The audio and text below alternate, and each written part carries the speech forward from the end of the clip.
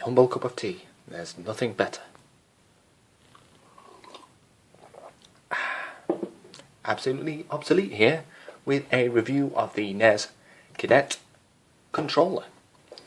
And recently, in the last few years, we've had a big trend for new controllers for old systems, such as this one here.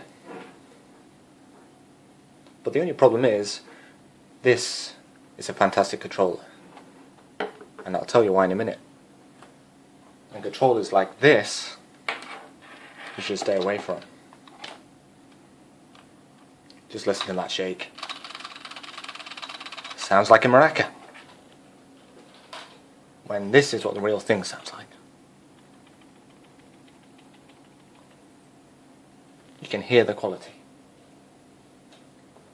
Anyway, the reason why I'm speaking about the NES Cadet controller is because this should and will replace your original NES controller.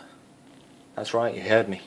It sounds like blasphemy, but really, this is the future for the NES, and you'll see why. Firstly, I'd like to go with the back. Look at the back. It's square, just like you'd remember as a kid. Perfectly square, red buttons, D-pad. Yeah, fantastic. Yeah, it works, does the job. But then with this, already you can see the ergonomics of this controller. You've got nice ridges here. Your thumbs just, it's just relatively a comfortable controller. If you look at the back, it's got these fantastic grooves which fit in the palm of your hand perfectly. And NES games become a joy, because if you're trying to do a speed run or you're trying to complete that game that's been troubling you for some time, after 15 minutes of this, you will have hand cramp. 15 minutes of this, you won't even notice. Now this comes with the Retron NES system, or you can buy it standalone like I have.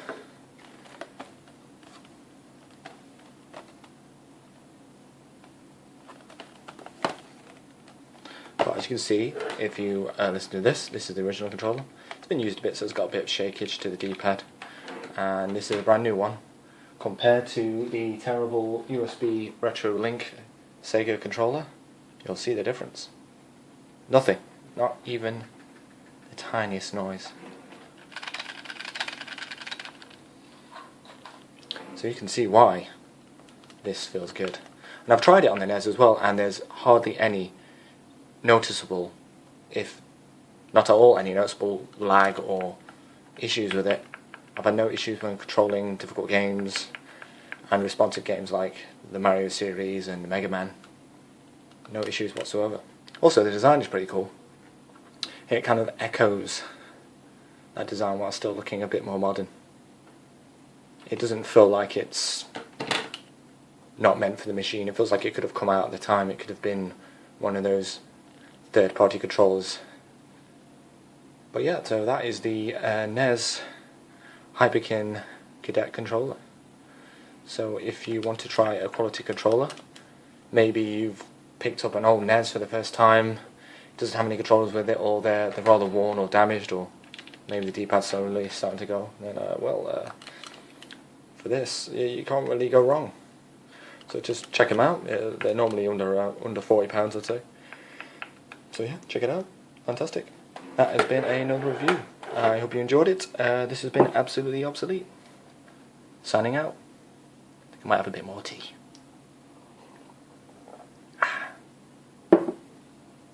Marvellous.